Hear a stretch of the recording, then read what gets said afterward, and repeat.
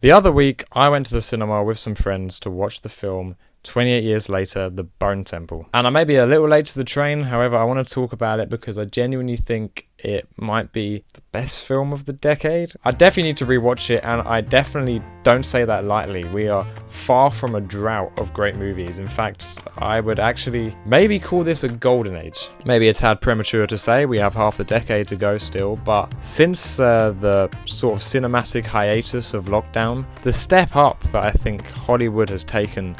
Not that the 2010s wasn't host to many incredible bangers and some of my personal favourite films of all time, but I think just the consistency, the amount of modern classics per year, especially last year. I mean, what we got here? What we got? One Battle After Another, No Other Choice, Eternity, Sinners, Mighty Supreme, The Long Walk, 28 Years Later, Weapons, as well as many, many others. However, watching The Bone Temple, it got me thinking a lot about the current state of horror cinema and how we're very much in a renaissance period from the last, I'd say since maybe 2022. And if this era is a golden age, then twofold is that true for the horror genre. As an avid fan of the horror genre and also used to be an avid reviewer of horror movies, I used to open most reviews of very good horror films talking about how that film would be a breath of fresh air. What it did well in defiance of modernist horror trends. You know, the tendency to be too jumpy or too over-explained, especially too meta, which it just ended up being really annoying. Constantly playing off any good idea as tongue-in-cheek and using humor in the most self-deprecating and truly embarrassing way, as if the film is ashamed to be a horror film. So is this where I'm supposed to bleed? Oh look, I'm bleeding!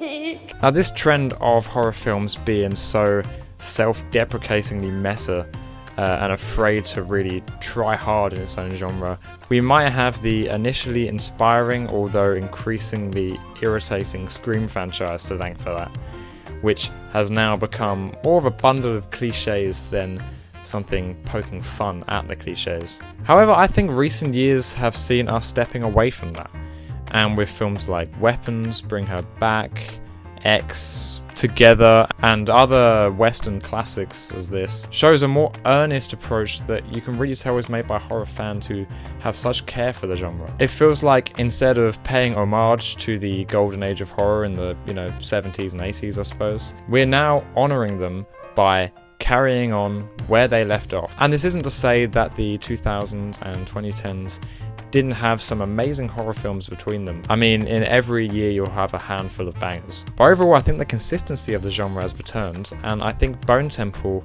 is a film that only really could have existed in 2026. Not just with technology being how it is and the film looking and sounding as perfect as it does, but also just how it so unashamedly does what it wants, in a style of filmmaking that I feel like if it came out a few years ago, people would have called outdated. Not shying away from really excited and creative shots, as well as plenty of absurd and ridiculous moments that I think only could have existed now because of the amount of just insane movies that have been coming out, even without the horror genre. I mean, just look at Mighty Supreme. That is one of the craziest, funnest rides you'll ever go on. And with the substance pushing the limits as far as it did, I think now is just the right time for this film to have come out. Anyway, enough about my thoughts of the 2020s horror cinema. If you want to see that much better articulated, then read my Letterboxd review, which I'll leave a link to in the description, because I'm sort of just bumbling from my memory now.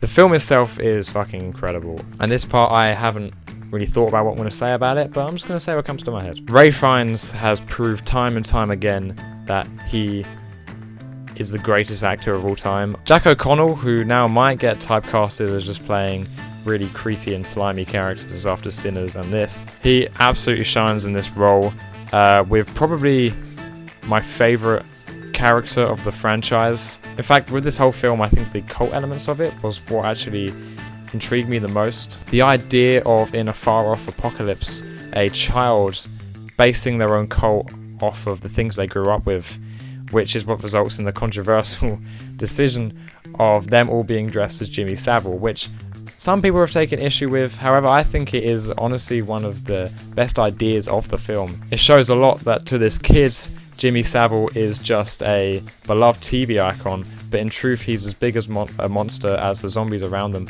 or the cult themselves. And that idea of romanticizing the past despite its ugliness, I think, is embodied so perfectly in the image of them with that horribly iconic fringe and Adidas. When I say iconic, I just mean in terms of well-known, not like iconic, you know. In general, the way they handled all the cult stuff, especially the horrendous and torturous charity scene, was really cutting edge and original. Then on the flip side, you have Ray Fiennes and his journey with the Alpha, which on its own is a fantastic movie. I love movies that have sections that feel like silent films, where they just purely tell everything visually. And although there is definitely dialogue, and Ray Fiennes absolutely kills it with his many sort of monologues at the Alpha, the sort of natural pacing of the two of them coming together, almost like a love story, is just so beautiful and heartwarming and funny, especially with the Duran Duran soundtrack, which is just, I feel like after Guardians of the Galaxy and Stranger Things and Ready Player One and other movies doing the sort of 80s soundtrack so well, it kind of got a bit tedious around the time of like Cruella and stuff like that. However, this return to it with the Duran Duran needle drops just reminds me how great licensed music can be in movies, genuinely elevating it and adding that sort of humour to it. The Ordinary World needle drop was funny, but it was also really cool. More on music in a minute. I did just say that the cult stuff was my favourite, but actually probably the best part about this whole movie is just the way that these two very separate stories intertwine. Both of them carrying on from the previous movie, however, sort of introducing this new world in a way. And then at the moment that they meet up, as much as the first one is, this film is truly unpredictable. I had no idea where it was going to go.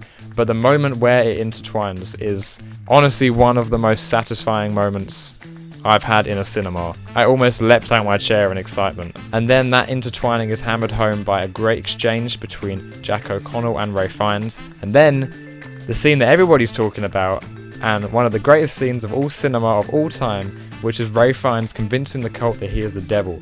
And this is the exact sort of antidote to the 2010s attitude of cinema that we really needed. I feel like for such a long time, not just with movies, but with media in general, it was cool to come off as if you're not putting in effort because you don't want to be called a tryhard. So there's quite an attitude of wanting to come across like you're half-arsing something, so it's cool. However, here, this is the character wanting to show to these people how cool he can make this reveal of Satan to be, how cinematic, how entertaining, how scary. And the filmmakers do the exact same thing for the audience, which, it sounds so simple, but it's just the sort of thing that a couple years filmmakers would have copped out on. And, you know, did a cutaway gag where this whole thing is unfurling and then someone's watching from the mountains and it looks pathetic. You know, that sort of tongue-in-cheek meta, you know. But here is played in full glory to an amazing heavy metal song that is very dear to my heart. And it leads right into the tensest pinnacle moment of both two movies that really feels like the whole reason you've been there the whole time watching this. And this movie just made me so excited. Anyway, the film is as entertaining as it is shocking, as it is gory, as it is original. If you were at all a fan of 28 Years Later, definitely watch it. And even if you weren't, which I didn't even realise till the discourse around this film being released, that people were kind of divisive about 28 Years Later. For me, it was an absolute masterpiece. I enjoyed every second.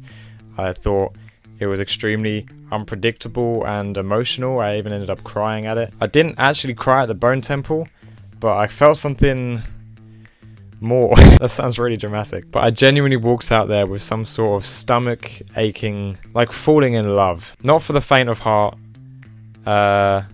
If you're not a fan of horror, maybe avoid it. But I think if you really like your films, and if you really like Ray Fiennes, this is not one to skip. And after a run of, I think, 2023 to 2025 being just so excellent for film, with 21 and 22 also having many great offerings, I think 2026 has really been a good indicator that we have a great year ahead of us. I'll wrap this up with what I put at the end of my review. Like always in the cycle of great filmmaking has been a reflection of the crazy world around us. With things getting worse, cinema is getting better.